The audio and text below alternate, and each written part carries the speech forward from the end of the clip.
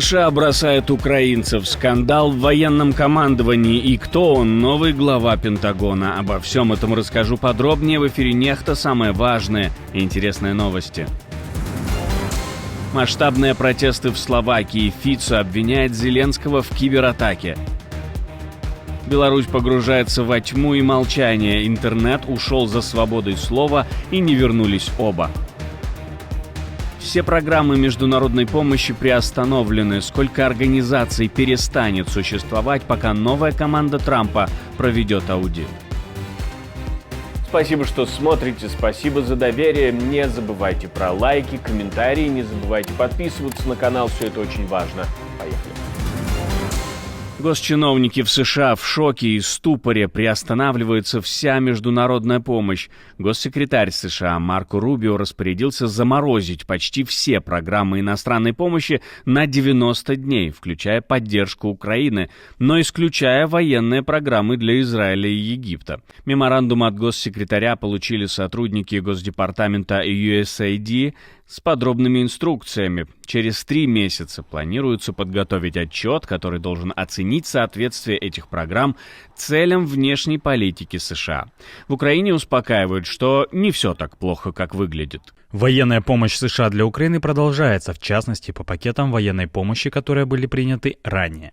Ведущие демократы в Конгрессе возмущены решением Рубио, утверждая, что оно подрывает доверие к США и их обязательства перед партнерами по всему миру. А вот украинским мигрантам въезд в Соединенные Штаты отныне закрыт. Администрация Дональда Трампа приостанавливает программы, позволявшие им временно поселиться в США. Министерство внутренней безопасности страны приказало немедленно прекратить рассмотрение заявок по этим программам, включая инициативу единения ради Украины U4U, которая ранее обеспечила въезд более 150 тысяч украинцев. Многие из беженцев получили отказы буквально по пути в США. Трамп оправдывает свои действия необходимостью пересмотра миграционной политики, считая многие программы незаконными. Но это решение ставит под угрозу жизни людей, ищущих убежище от войны и преследований. Роберт Фицо обвиняет Украину в кибератаке на национальную страховую компанию. Говорит, украинцы хотели получить конфиденциальную информацию о диагнозах пациентов. Зачем болезни словаков нужны украинцам, он, конечно, не объясняет. И говорит об этом, в принципе, довольно размыто. В случае успеха это сделает невозможным оказание медицинской помощи в Словакии. Это часть хрестоматийного примера того, как ликвидируются непокорные правительства, которые имеют другой взгляд на некоторые вещи. В украинском МИДе отреагировали на это обвинение, оно действительно выглядит нелепо. В очередной раз призываем премьер-министра Словакии Роберта Фицо прекратить искать мнимых врагов в дружественной Словакии и словацкому народу Украине. Протесты в Словакии могут превратиться в общенациональный страйк. Во всяком случае, сейчас они набирают обороты, и действующая власть, конечно, обвиняет в этом всем Украину. В более чем 20 городах Словакии прошли массовые протесты под лозунгами «Словакия – это Европа» и требованиями оставить страну в Европе и не сворачивать в сторону России. В Кошице, втором по величине городе страны, митинг собрал около 15 тысяч человек. Но не обошлось и без провокаций. В Братиславе прошла контр-акция под лозунгом «Словакия не Украина». Правда, на нее собрались всего 40 человек. Роберт Фицо и в этом обвиняет Украину, конечно. Ну а мы спросили у украинского политолога, приложил ли Киев ко всему этому руку. Украина, если фигурирует в этих протестах, то она исключительно фигурирует как один из поводов недовольства, собственно говоря, той политикой, которую проводит Фицо. Касательно организации самих акций протеста, конечно, никакого тут влияния со стороны Украины нету, и заявление Фицо про то, что оппозиция хочет какой-то там Майдан организовать и так далее, ну, кстати, один в один совпадает с тезисами российской или, например, белорусской пропаганды, которые очень любят использовать вообще вот это слово Майдан, да, как какую-то такую пугалку и какой-то элемент огромного влияния, собственно говоря, Украины на те или иные процессы.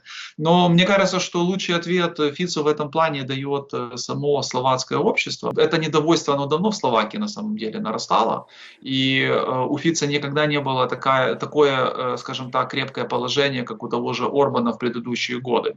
Он имел незначительное преимущество, например, над оппозицией, и, соответственно, когда ситуация начала существенно ухудшаться, и ухудшаться именно из-за решения самого Фица, мне кажется, оппозиция, как это и свойственно любой оппозиции в демократической стране, решила про себя напомнить и попытаться в демократический способ изменить власть в стране. Владимир Зеленский, к слову, у себя в соцсети X написал свои мысли по этому поводу.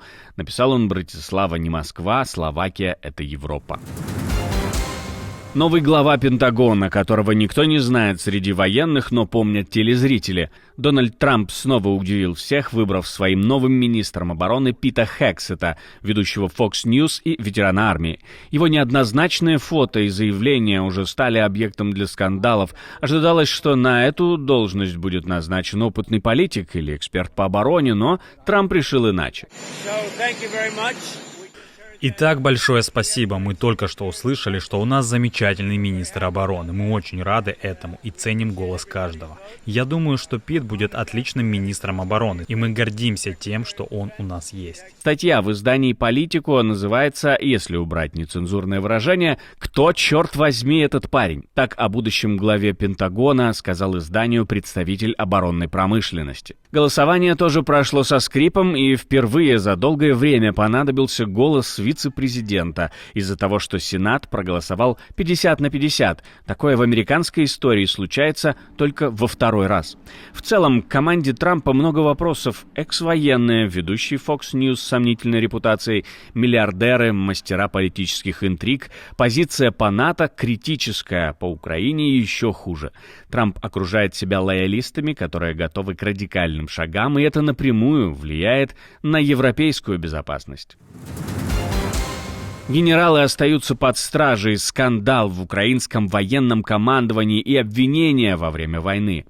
20 января задерживают 2 генералов и 1 полковника, обвиняют их в халатности при обороне Харьковщины. Мол, из-за них, из этой халатности враг смог захватить часть Харьковщины. Сегодня Комитет Верховной Рады по вопросу нацбезопасности, обороны и разведки напоминает, что существует такое понятие, как боевой иммунитет. Боевой иммунитет является правовым предохранителем, который исключает уголовную противоправность деяния и предусматривает возможность обоснованного освобождения военнослужащих, в частности, представителей военного командования, от уголовной ответственности за деяния, совершенные в условиях действия военного положения. То есть я так понимаю, что если вмешивается Верховная Рада, то тут есть какой-то политический момент, а российская пропаганда уже пестрит тем, что главнокомандующий Сырский якобы хочет поставить своего на эту должность, давит на политическое руководство страны. Или наоборот. В общем, чего тут больше, политического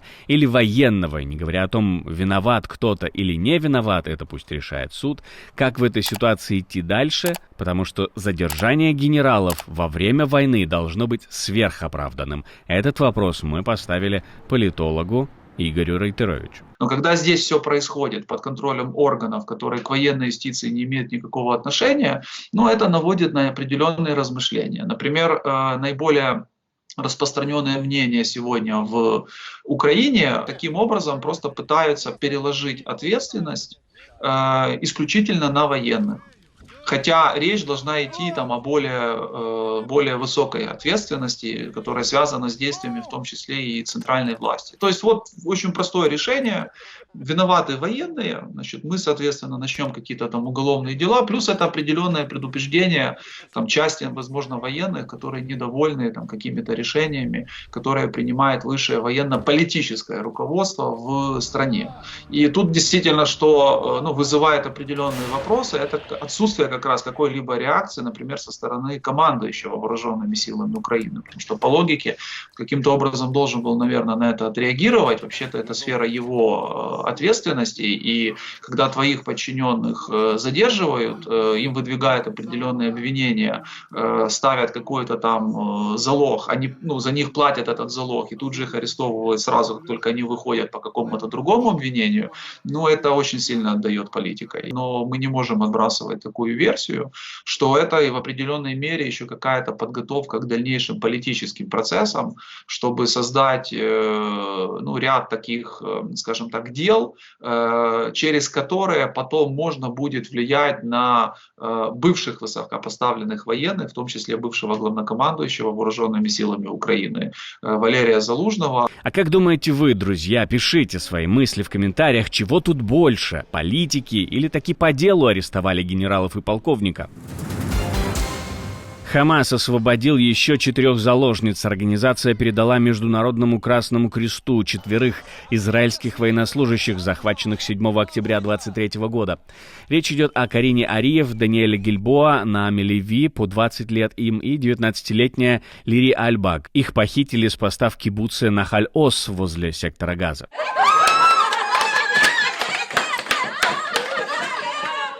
Палестинские источники сообщают, что Израиль в ответ освободил 200 палестинских заключенных. Среди них 121 человек, приговоренный к пожизненному заключению. Из освобожденных 70 человек депортируют за пределы сектора Газа и западного берега. Некоторых отправят в Египет, Алжир, Катар или Турцию.